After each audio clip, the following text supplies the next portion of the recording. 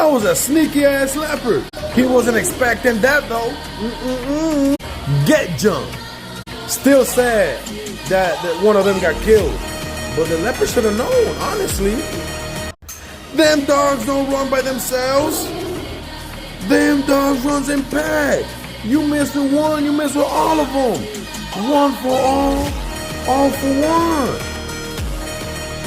And the leopard honestly got lucky that it just chased them away.